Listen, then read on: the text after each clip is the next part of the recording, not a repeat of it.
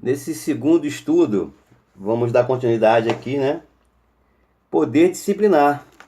Bom, poder disciplinar é o poder atribuído à administração pública para aplicar sanções administrativas aos seus agentes pela prática de infrações de caráter funcional.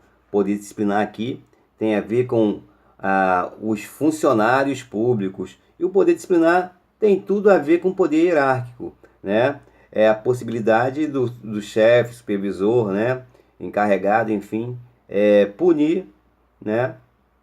Funcionalmente o seu funcionário que transgride alguma regra do trabalho ou deixa de fazer alguma coisa relativa ao trabalho, deixa de exercer sua função, né? A expressão agentes públicos abrange todos que se encontram na administração pública, funcionários, empregados ou contratados em caráter temporário. Assim, o poder disciplinar é a faculdade de punir internamente as infrações funcionais dos servidores e demais pessoas sujeitas à disciplina dos órgãos e serviços da administração pública. Então, esse poder disciplinar, de punir disciplinarmente, tem a ver com a organização do órgão, né, da estrutura daquela secretaria, daquela seção, daquela repartição, né? É a relação em que o chefe pode punir o seu subordinado.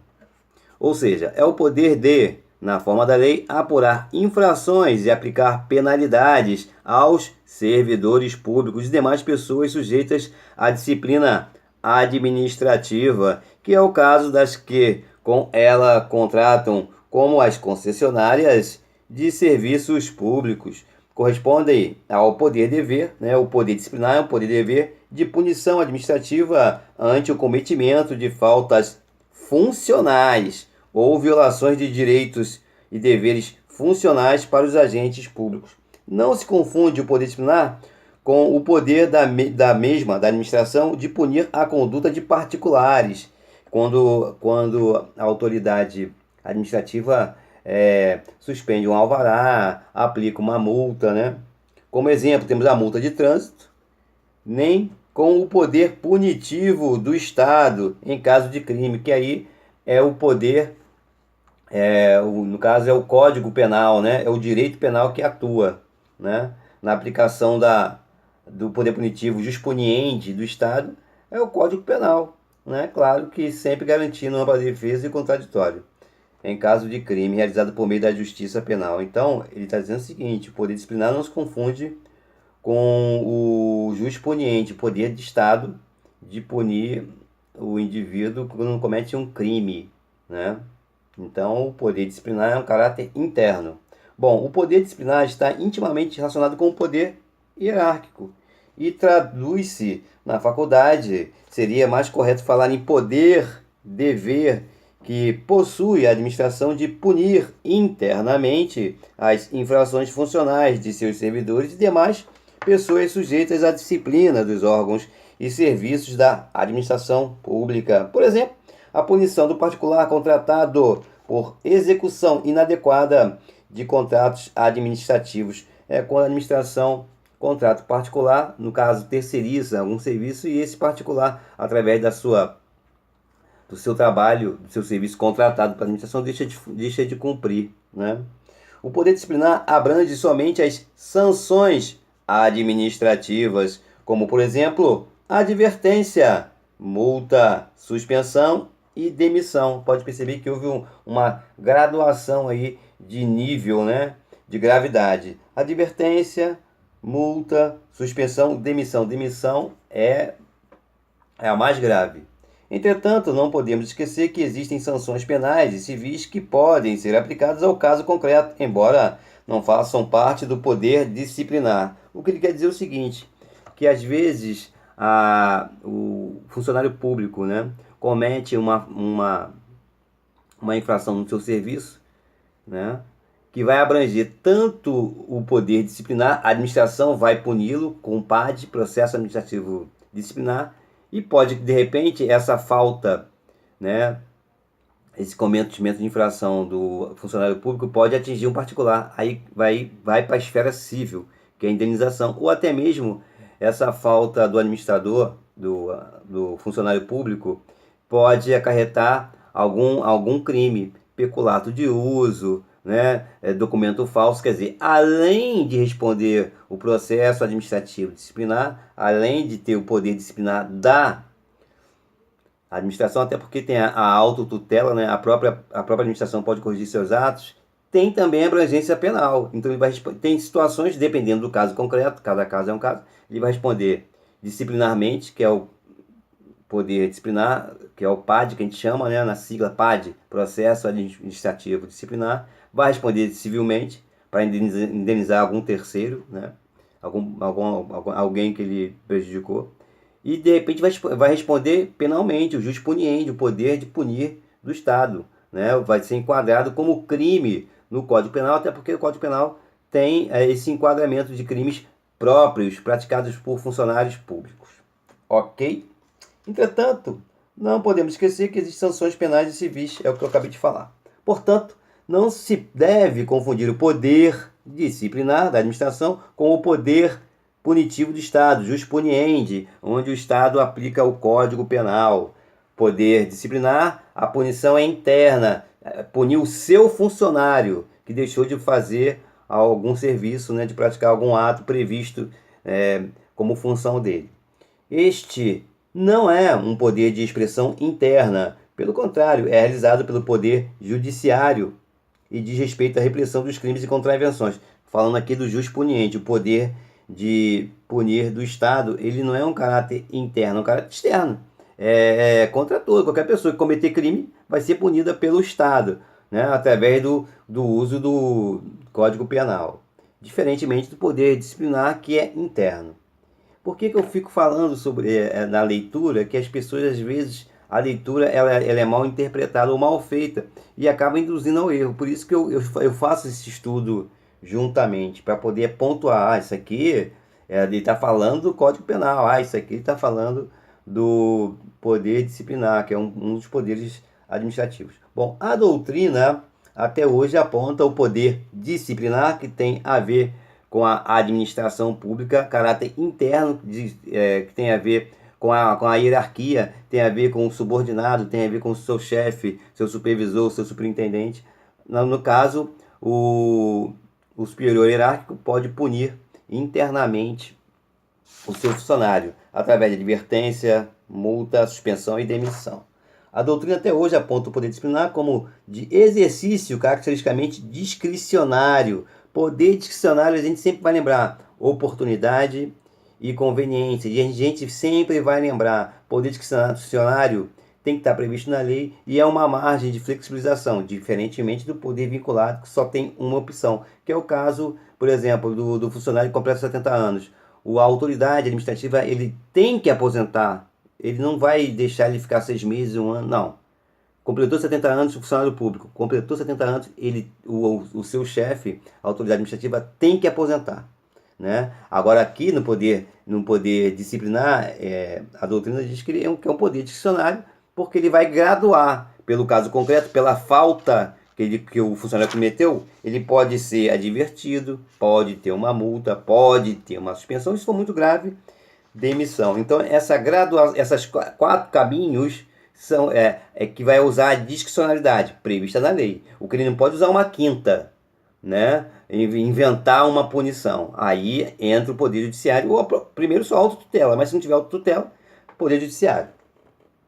Não podemos deixar de reconhecer certa discricionalidade no exercício deste poder disciplinar, como atesta na esfera federal, o artigo 128 da Lei 8.112 de 90, Estatuto dos Funcionários Públicos. Na aplicação das penalidades, serão consideradas a natureza e a gravidade da infração cometida, os danos que dela provierem para o serviço público, as circunstâncias agravantes ou atenuantes e os antecedentes funcionais. Por outro lado, a própria Lei 8.112 de 90 reduz drasticamente esse discricionarismo, especialmente no seu artigo 132, ao afirmar que a penalidade de demissão será aplicada nos casos que ali arrola.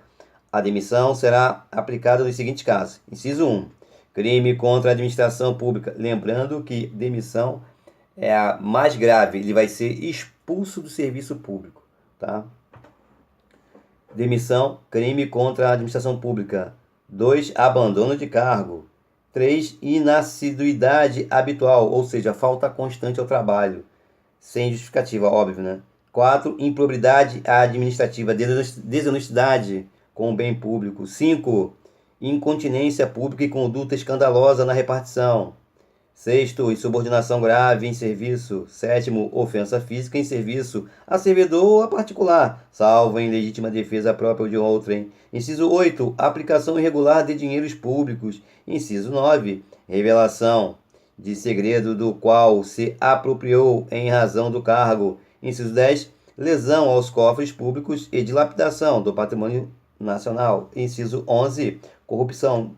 Bom, acumulação ilegal de cargos, empregos ou funções públicas. E 13, transgressão dos incisos 9, que é revelação de segredo do qual se apropriou em razão do cargo, a 16, aí vem elencando aqui, né? Lesão aos cofres públicos, corrupção, acumulação ilegal de cargos, enfim. Da mesma forma, ao definir as penalidades disciplinares, a lei não está estabelecendo um rol exemplificativo em que pudesse caber à administração, conforme critério de oportunidade e conveniência, aplicar outras penalidades, que não ali enumeradas. Esse é o teor do artigo 27. Ele quer dizer o seguinte, que o artigo 132 da Lei 8.112, que fala da penalidade de demissão, é um rol fechado, números clausos, tá ok? Então não dá margem, não é um rol exemplificativo, né? Números abertos, em que a administração pode acrescentar criar novas punições de demissão.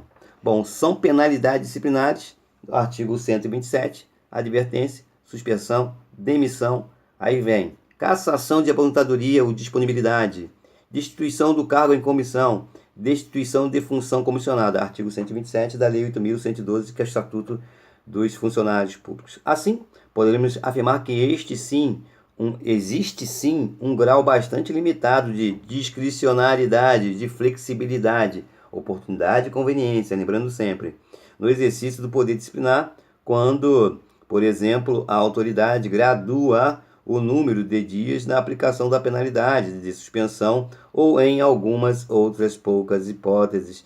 De qualquer forma, entendemos que deve ser considerada verdadeira a questão de concurso público, que genericamente afirma ser o poder disciplinar discricionário. Por último, é importante registrar que, conforme a própria lei consigna, o ato de aplicação da penalidade deverá sempre ser motivado. Transcrevemos o parágrafo único do artigo 128, que dispensa outros comentários. Abre aspas. Parágrafo único do artigo 128. O ato de imposição da penalidade mencionará sempre o fundamento legal e a causa da sanção disciplinar. Bom, Lei 9.527 de 97. Há limites ao exercício do poder disciplinar, por exemplo, necessidade de abertura de sindicância ou processo administrativo disciplinar, ou seja, instrumentos para apurar irregularidades da área administrativa. Sindicância é algo um pouco mais leve. Processo administrativo disciplinar é bem mais grave. É o caso aqui de aplicar a demissão. Ele vai ter que ver os artigos 132, o artigo 132 dos incisos.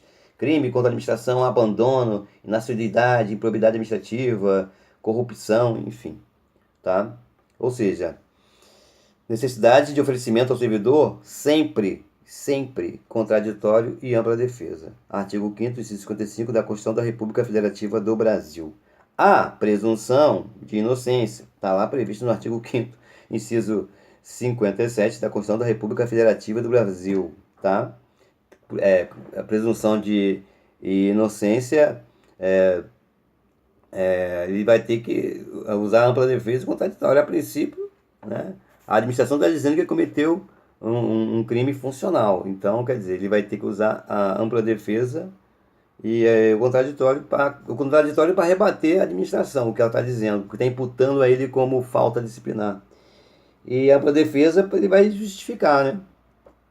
Se forem violados será inconstitucional. Se for violados seus direitos, né, de ampla defesa e constitucional, ampla defesa e contraditório, que são princípios constitucionais, tá, artigo 55, artigo 57, né? Se forem violados, será inconstitucional necessidade de motivação da decisão, né, da administração. Portanto, a administração está obrigada a motivar, a explicar, né, os atos que edita, pois quando atua, representa interesse da coletividade. Até mesmo quando deixa de aplicar uma penalidade, deverá motivar o ato, pois se era caso de aplicar e não o fez, recairá em condescendência criminal, que está tipificado no Código Penal, artigo 320 do Código Penal. Finalizando, o poder disciplinar é o que cabe, né, a cada administração pública para apurar infrações e aplicar penalidades aos servidores públicos e demais pessoas sujeitas à disciplina administrativa. É o caso das que com ela contratam. O poder disciplinar é atribuído a autoridades administrativas com o objetivo de apurar e punir faltas funcionais, ou seja, condutas contrárias à realização de normas das atividades do órgão e irregularidades de diversos tipos. Segundo a doutrinadora Odete Medar, ela diz o seguinte: incide principalmente sobre servidores, mas poderá abranger a conduta de outras pessoas, como por exemplo a de alunos de escolas públicas que, num determinado período, vinculam-se estreitamente às atividades de um órgão. É a típica questão de prova, né? Onde ela vai colocar a relação do professor-alunos e de perguntar se tem um vínculo, né, de poder disciplinar. Segundo a nossa doutrinadora Odete Medauar, esse exemplo hipotético cabe, o professor exerce realmente, ou a diretora do colégio exerce um poder disciplinar, quando expulsa um aluno, enfim.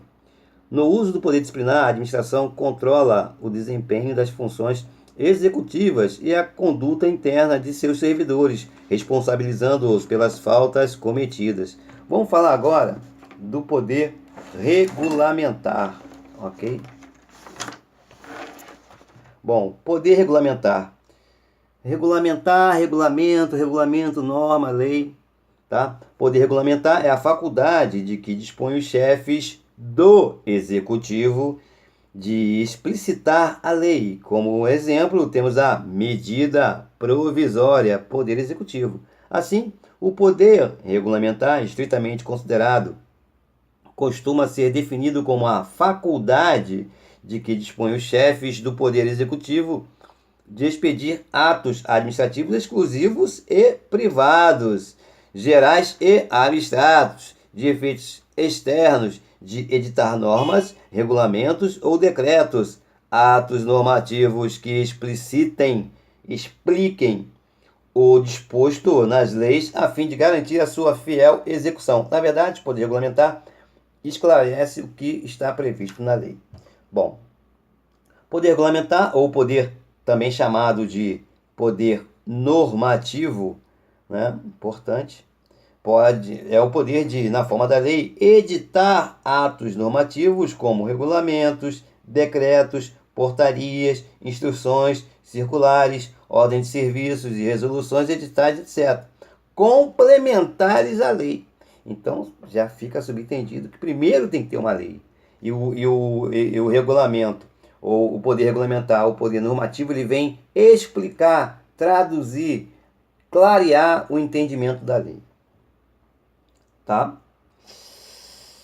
Para sua correta execução da lei, né? Ou de expedir decretos autônomos sobre matéria de sua competência não disciplinada na lei. A Constituição de 88, em seu artigo 84, inciso 4º, assim trata o poder regulamentar do Executivo Federal. Tem o Executivo Estadual, tem o Executivo Distrital, Distrito Federal, e o Executivo Municipal. Vamos falar aqui do Federal. Compete privativamente ao Presidente da República, inciso 4, sancionar, promulgar e fazer publicar as leis, bem como expedir decretos e regulamentos para sua fiel execução. Tal poder também é estendido aos demais chefes do executivo pelo princípio da simetria. Demais chefes do executivo: estadual, distrital, Distrito Federal e municipal. Está lá na Constituição da República Federativa do Brasil, artigo 34, inciso 4. Regulamento de execução seria aquele que, estritamente limitado às disposições legais expressas e implícitas, serviria para explicitar, explicar, traduzir, clarear comandos nela contidos, aclarar pontos demasiadamente genéricos, enfim, especificar, né? Sem desbordar, sem transbordar o conhecimento da lei, né? De seus lindes e muito menos ir contra as suas disposições, né? Garantir sua fiel execução. Se fala sempre, né, no poder regulamentar de garantir a fiel execução da lei, jamais, né, o poder regulamentar, através de seus regulamentos, decretos, portarias, instruções, circulares, ordens de serviços, resoluções editais, vai contrariar a lei. Questão de prova. A resolução, lei está aqui. A resolução, poder regulamentar, a resolução contrariou a lei. Pô, já sabe que está errado.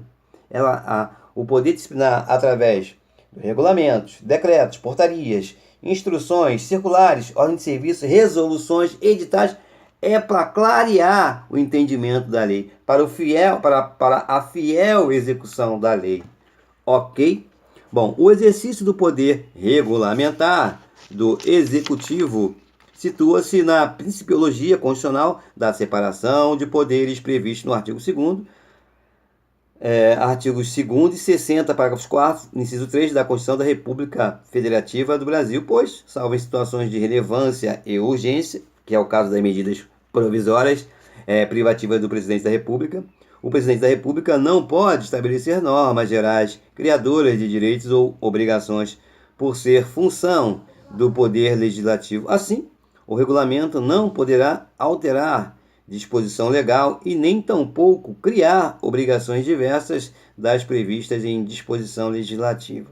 Por último, o poder regulamentar somente será exercido quando alguns aspectos da aplicabilidade da lei são conferidos ao Poder Executivo, que deverá evidenciar e explicar todas as previsões legais, decidindo a melhor forma de executá-la e, eventualmente, suprindo suas lacunas de ordem prática ou técnica, né, a parte formal. Assim, são normas expedidas privativamente pelos chefes do Poder Executivo, cuja finalidade é facilitar a execução da lei, né, poder regulamentar, removendo eventuais obstáculos práticos que podem surgir em sua aplicação e se exteriorizam por meio de decreto, sendo importante fonte do direito administrativo. Quer dizer o seguinte, que a lei, às vezes, tem um caráter muito genérico. E, através do poder regulamentar, né, o chefe do executivo pode, através de resoluções, editais, ordem de serviço, circular, portaria, decretos, ele especificar mais o entendimento da lei, que parece ser muito abstrata, muito aberta. Vamos falar agora sobre o poder de polícia. Bom, o poder de polícia é a faculdade concedida à administração pública para restringir e condicionar o uso e o gozo de bens, atividades e direitos individuais em benefício da coletividade ou do próprio Estado, em busca da preservação da ordem pública e do estabelecimento de regras de conduta necessárias e suficientes para evitar conflitos e compatibilizar direitos, tá? Então, é o caso da poder de polícia da vigilância sanitária, por exemplo. Caráter administrativo, ele vai chegar num restaurante, por exemplo, e ver alguma irregularidade, né? Então, ele chega na cozinha lá, algum departamento lá desse restaurante, e através do seu poder de polícia vai multar, vai lacrar o ambiente, vai pegar, vai recolher o alimento que passou da validade, enfim. Poder de polícia sempre é um bom exemplo a vigilância sanitária. Bom, portanto, trata-se de uma figura dentre os poderes administrativos em que o poder é exercido sobre todas as atividades e bens de pessoas da sociedade que, de uma forma ou outra, possam afetar a coletividade no todo ou em parte. Como dei o exemplo do restaurante, poderia ser um supermercado. Por quê? Porque a população, a coletividade, né, frequenta aqueles ambientes ali e pode causar algum dano, um alimento vencido, enfim. É assim a faculdade que dispõe a administração pública para, na forma da lei, tem que estar sempre previsto em lei, tá? Interferir no patrimônio jurídico de particulares, condicionando e restringindo o uso e gozo de bens, atividades, serviços e direitos individuais, impondo obrigações não fazer, não construir acima de determinado gabarito, né, o plano diretor da cidade em relação à orla marítima ali, como não fabricar fogos de artifício perto de residências, obrigações de fazer cumprir a função social da propriedade, reconstruir a calçada em frente ao prédio, colocar equipamentos contra incêndio no estabelecimento comercial e etc. E deixar de fazer, permitir, tolerar na requisição administrativa em caso de emergência, calamidade pública, deixar usar equipamentos na servidão administrativa, deixar passar cabos elétricos em propriedade particular, tudo em benefício do interesse público. A polícia administrativa prevê. O poder de polícia pode se apresentar por intermédio de atos gerais ou específicos, por exemplo, portaria proibindo venda de bebidas alcoólicas a menores, decreto que estabelece cor padronizada aos táxis, embargos de uma obra por estar sendo construída de forma irregular, embargo por não haver recuo mínimo de calçada, interdição de restaurante por falta de higiene e outros. O poder de polícia da administração pública, né, não é da judiciária, da administração pública, incide nas áreas administrativas, tá? A polícia administrativa age quando ocorre um ilícito administrativo, de forma preventiva ou repressiva, incidindo sobre bens, direitos ou atividades e abrangendo vários órgãos de fiscalização. Já a polícia judiciária atua na ocorrência de ilícitos penais, sempre repressivamente, incidindo sobre pessoas e abrangendo corporações especializadas. Claro que se tiver a polícia administrativa incidir em alguma situação que de repente pode abranger a polícia judiciária, né? Não necessariamente, mas pode abranger, né? Um crime também ali, fabricação de algo ilícito, né? Além do que deveria fabricar, enfim. Estou falando em termos no exemplo que eu dei do restaurante ou supermercado, quer dizer, além do produto estragado ali, pô, tem ali drogas ali, né? Acondicionando maconha, cocaína, enfim, né? Então, claro, a vigilância sanitária chegou ali e vai de repente ligar para o delegado, para a polícia, porque tem ali indícios de outros crimes, né? Além especificamente dos produtos vencidos, enfim. Bom, o poder de polícia tem competência de policiar a entidade que dispõe do poder de regular a matéria. Por que eu estou falando assim, a polícia judiciária e tal? Porque a questão de prova, ela vai justamente bater nisso. Ela vai te induzir à questão da polícia judiciária e não da polícia administrativa, de fiscalização, né? Bom, e expedir multa, lacrar o ambiente, né? Bom, não emitiu alvará, é o caso das casas noturnas que não tem saída de emergência, enfim. Bom, deve ser exercido com cautela o poder de polícia administrativa para que não sejam feridos direitos individuais assegurados pela Constituição Federal. O poder de polícia encontra fundamento na supremacia do interesse público sobre o particular, relação vertical. Assim, o condicionamento de direitos só será possível com base na supremacia do interesse público. O poder de polícia tem como atributos a discricionariedade, é livre escolha pela administração quanto à oportunidade e à conveniência da deflagração do poder de polícia, desde que sustentados por lei. Então já sabemos que o poder de polícia é discricionário. A coercibilidade significa que a administração tem o poder de impor o ato de polícia sobre os administrados. A autoexecutoriedade é o fato de a administração poder executar suas decisões por seus próprios meios, sem a necessidade de recorrer previamente ao poder judiciário.